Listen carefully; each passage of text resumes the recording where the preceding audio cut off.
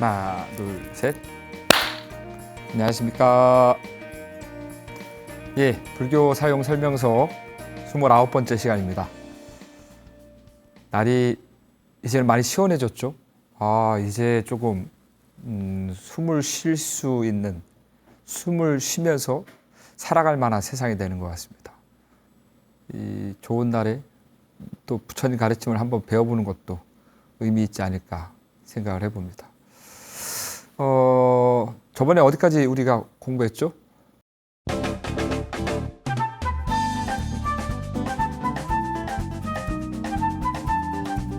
이제 태자 시다르타가 아닌 수행자 시다르타로 변모를 하게 되죠. 그래서 태자 시다르타가 아닌 보살 시다르타라고 부르려고 합니다. 보살 시다르타는 이제 낯선 환경, 처음으로 마주하는 세상 밖의 낯선 환경을 이제 보게 됩니다. 그래서 외살리라고 하는 지역을 가서 당시 2500년 전에 수행을 하고 있는 사람들의 모습을 보게 되죠. 가시덤불 누워있는 사람, 진흙을 온몸에 바르는 사람, 머리카락을 생으로 뽑는 사람, 몸에 있는 털들을 다 뽑는 사람, 하염없이 하늘만을 바라보는 사람, 하루 종일 팔을 들고 있는 사람, 물구나무 서게 하고 있는 사람. 다양한 그 형태로 이제 수행을 하는 모습을 보게 되죠. 보살 시다르타는 그들을 모습을 보고 무엇 때문에 저렇게 수행을 하는가라고 의문을 갖고 그들에게 묻습니다. 그렇게 수행하는 사람들을 보고 보살 시다르타가 왜 이런 수행을 하는지를 묻자 그들이 대답을 합니다. 천상에 태어나기 위함입니다. 육체는 속박입니다. 온갖 고통 덩어리인 육체를 학대하고 괴롭혀 스스로 정화하면 그 보상으로 다음 생에는 안락한 생활을 누리게 되지요. 하늘나라에 즐거움이 있다지만 천상에 누리는 복인들 영원할까요? 그 복이 닿으면 다시 생사윤회를 계속하지 않겠습니까? 결국 고통의 연속이 아닐까요? 당신들이 남들이 하기 힘든 고행을 하는 것은 사실입니다. 하지만 그 수행을 통해 구하는 결과는 결국 윤회라는 괴로움의 고리에서 벗어나지 못할 것입니다. 또한 즐거움을 얻기 위해 괴로움을 감내해야만 한다면 끝없는 즐거움을 위해 당신들은 끝없는 극심한 고통을 감수해야만 할 것입니다. 그렇게 수행하는 사람들의 목적은 천상세계에 나기 위함이었죠. 근데 보살 시다르타는 천상세계인들 그 복이 영원하지 않을 것이라는 것을 짐작을 하게 됩니다.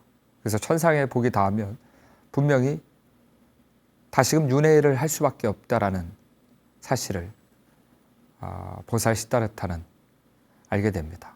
그래서 이 수행은 바른 수행이 아니구나라고 다른 수행처를 찾아 떠나게 되죠. 그래서 보살 시다르타는 새로운 수행처, 새로운 수행이 있는 마가다국 라자가라는 곳으로 이제 들어가게 됩니다. 거기는 빈비사라 왕이 다스리는 곳이었죠.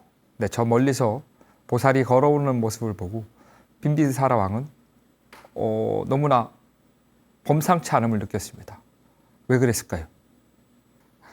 32이상이라고 하는 외형적 특징이 있다는 것이죠. 그래서 그 외형적 특징은 전륜성왕이나 부처님만이 지니고 있는 신체적 특징인 거죠. 근데 부처님은 이미 전륜성왕이 될 사람으로서 그 신체적 특징을 갖고 있었기 때문에 보통 사람이 보기에는 범상치 않아 보였던 것이죠.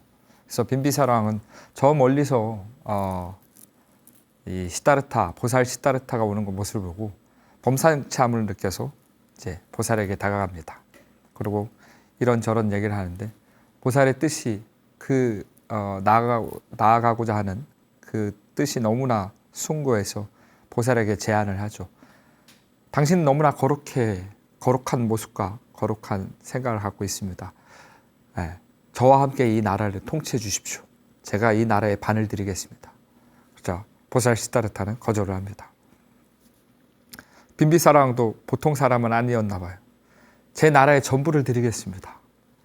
저희 나라를 통치해 주십시오. 그러자 보살은 또 거절을 합니다. 그러자 빈비사라 왕이 보살에게 그렇다면 나중에 당신이 위없는 바른 깨달음을 성취하게 된다면 제일 먼저 저에게 와서 가르침을 전해 주십시오 라고 부탁을 합니다. 그렇게 빈비사라 왕의 제안을 거절한 보살 시다르타는 빈비사라 왕이 나중에 바른 깨달음을 성취하게 된다면 자신에게 와서 그 법을 일러달라는 그 청을 듣고 마가다 국의 안에 있는 라자가하라고 하는 도시로 들어가게 됩니다. 거기서 보살 시다르타는 2명의 스승으로부터 수행의 지도를 받게 됩니다. 첫 번째는 알라라 깔라마라고 하는 그 선정 수행을 하는 그런 수행자였죠. 그가 성취한 선정 수행은 무소유처정이라고 하는 아주 심오하고 고원한 매우 깊이 있는 선정 수행이었습니다. 그래서 보살 시다르타는 그 참 이 발음이 어려운 것 같아요.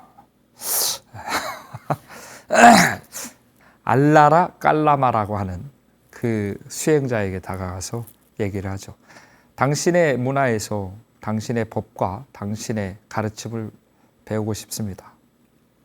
그러자 알라라 깔라마는 보살 시다르타에게 오라. 현명한이라면 반드시 나와 동일한 수행을 이르게 될 것이다. 라고 해서 보살 시다르타는 그 알라라 깔라마의 문화에서 공부를 합니다. 근데 워낙 이 시다르타는 어릴 때부터 영특했고 너무나 총명했기 때문에 오래지 않아서 알라라 깔라마가 성취했던 그 선정 상태에 이르게 되죠. 그래서 알라라 깔라마에게 있는 정진력이 나에게도 그 정진력이 있다. 알라라 깔라마에게 있는 삼매심도 나에게도 있다. 알라라 깔라마에게 있는 반야 또한 나 또한 그 반야가 있다. 라고 하면서 오래지 않아 알라라 깔라마가 성취한 무소유처정을 성취하게 되죠. 그리고 그 깔라마에게 가서 당신이 성취하셨던 그 선정의 상태가 이런 상태입니까? 라고 하자 그렇다. 내가 성취한 상태는 선정의 상태는 이런 상태였다. 라고 하면서 저 또한 그 선정의 상태를 이르렀고 이러이러한 경지에 이르렀습니다. 그러자 알라라 깔라마는 너무나 기뻐하면서 나와 함께 이 무리를 이끕시다 라고 또 제안을 합니다. 그러자 보살 시다르타는 생각을 했죠. 선정이라고 하는 상태는 깊은 이제 명상의 상태, 깊은 집중된 상태를 이제 선정의 상태라고 하죠. 근데 그 선정의 상태에 깨어났을 때 보살은 거기서 생각을 합니다. 이 선정에서 벗어났을 때, 이 선정에서 나왔을 때 괴로움이 사라지지 않았다. 늙음과 병든과 죽음에 대한 두려움이 사라지지 않았다. 이 선정은 염리로 이끌지 못하고 이욕으로 이끌지 못하고 바른 정진으로 이끌지 못하고 바른 깨달음으로 나를 이끌지 못한다 라고 생각을 하게 되죠. 그래서 알라라 깔라마가 제안한 당신의 무리를 함께 거느리자라고 했던 그 제안을 거절하고 이제 다른 또 수행자를 찾아 떠나게 됩니다.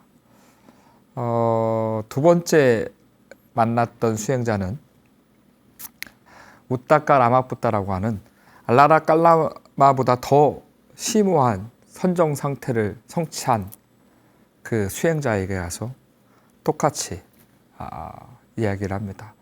당신의 문화에서 당신의 법과 당신의 유를 배우고 싶습니다.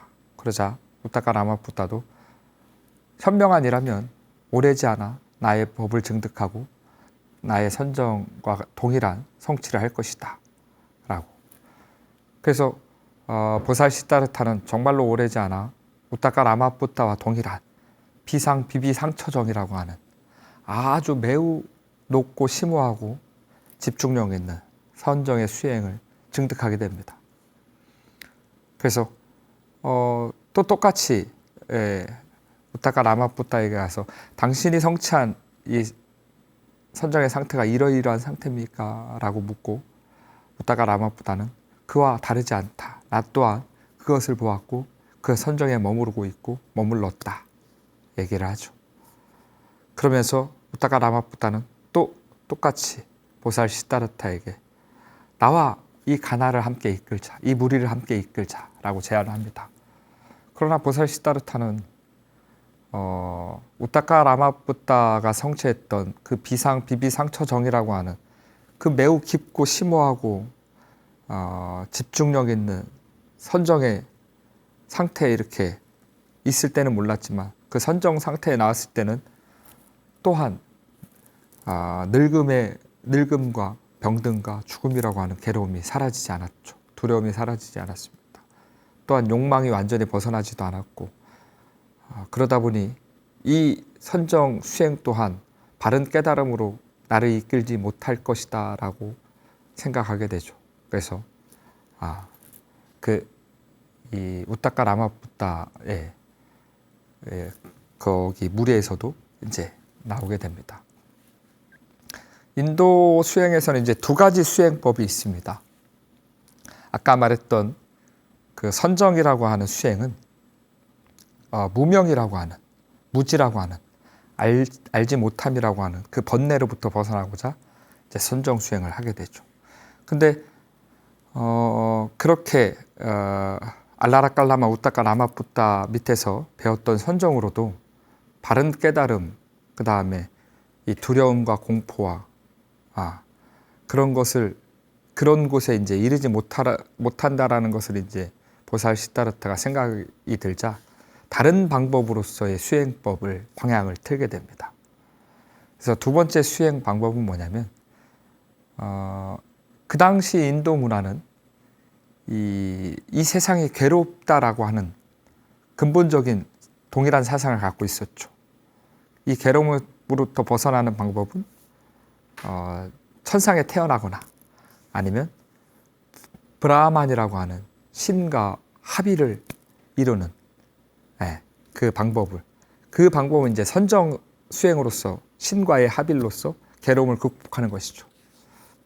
두 번째 방법은 감각적 욕망을 제거하는 것입니다. 그래서 보살은 이 감각적 욕망을 벗어나 보자. 그럼 이 괴로움이 사라지지 않을까라고 생각을 합니다. 그러면서 깊은 고민 끝에 이제 비유를 생각하게 되죠. 물에 빠져 있는 축축한 물기를 머금고 있는 나무가 있다. 그 나무에 불을 지피려고 이렇게 부싯돌을 갖고 와서 불을 지피려고 했을 때 그 나무에 불이 붙을까요? 붙지 않죠. 그렇게 세속적인 생활을 하면서 세속에 사는 사람들은 인도에서의 그 욕망은 축축함으로써 이렇게 표현이 됩니다.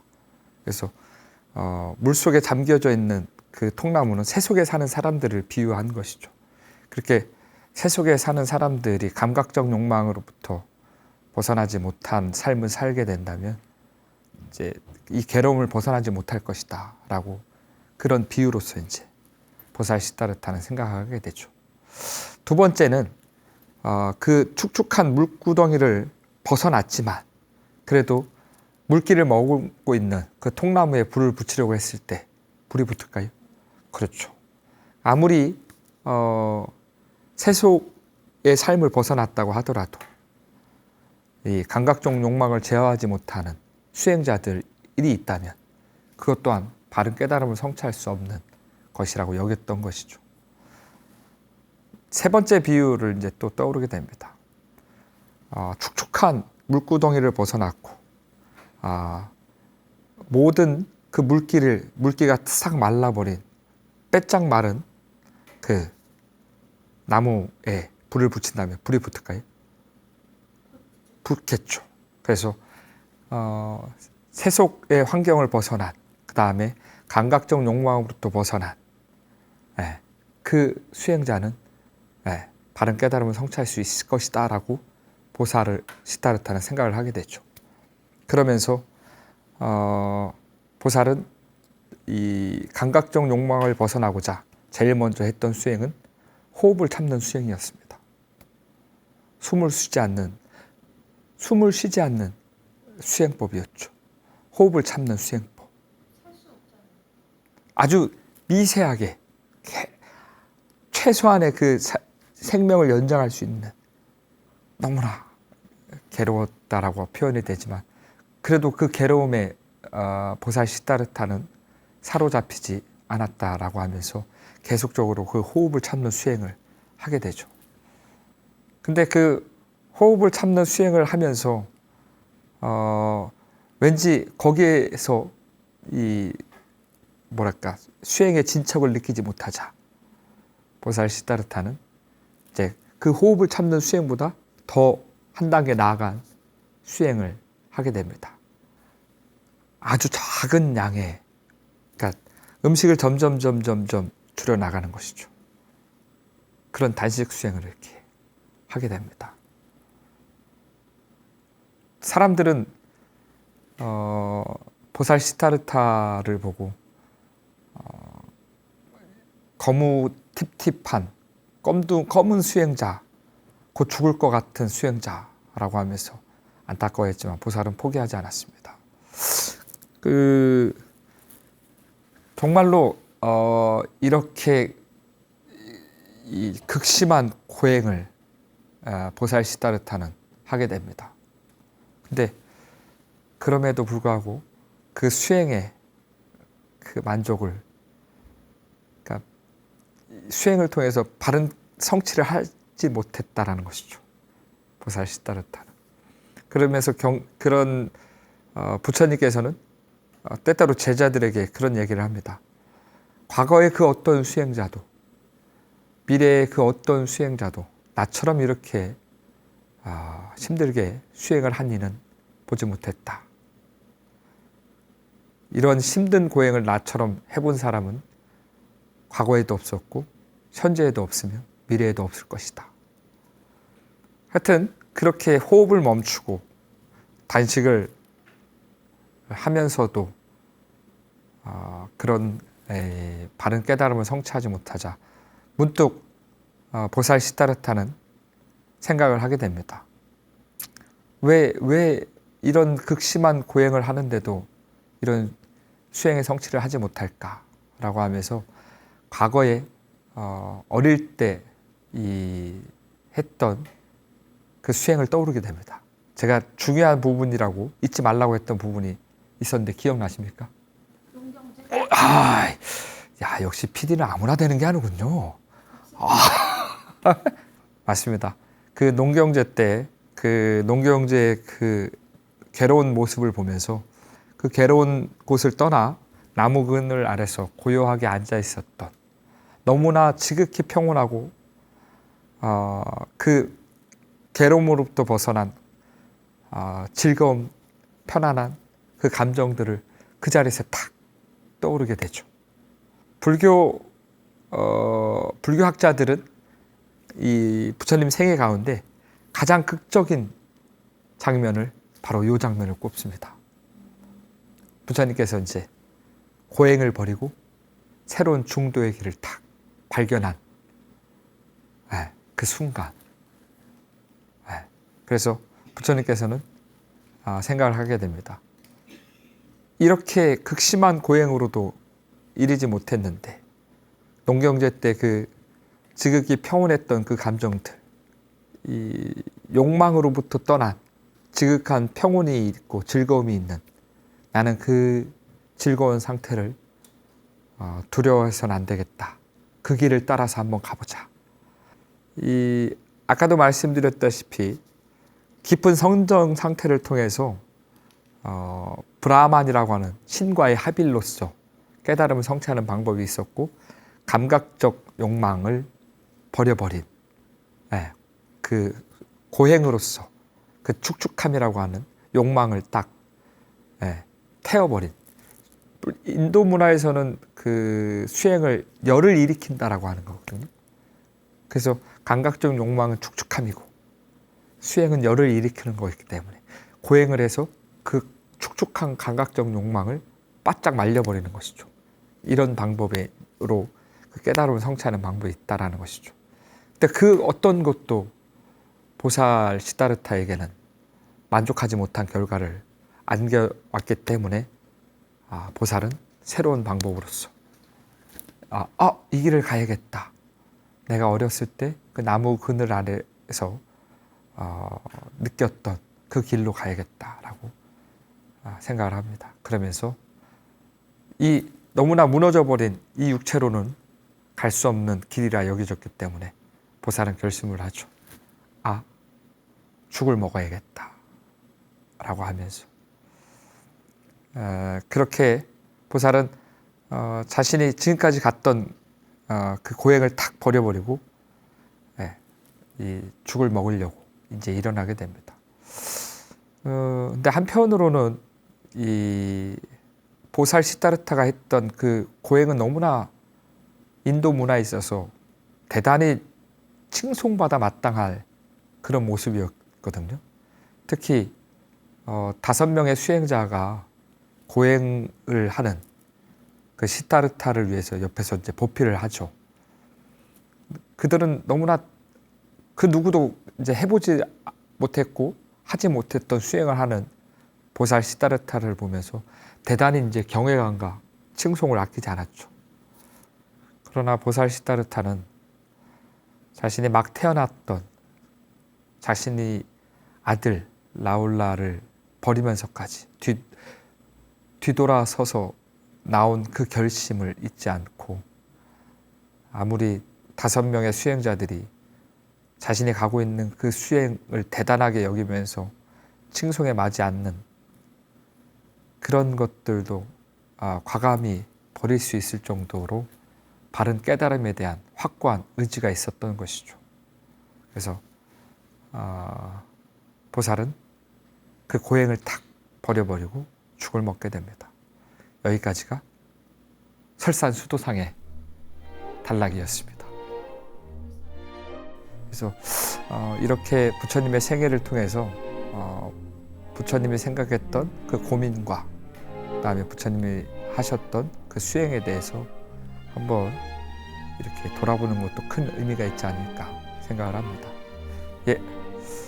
편안한 마음을 위해서 부처님 가르침을 사용하는 불자가 되시길 바랍니다. 불교 사용 설명서였습니다. 감사합니다. 그래도 더 끊겠습니다.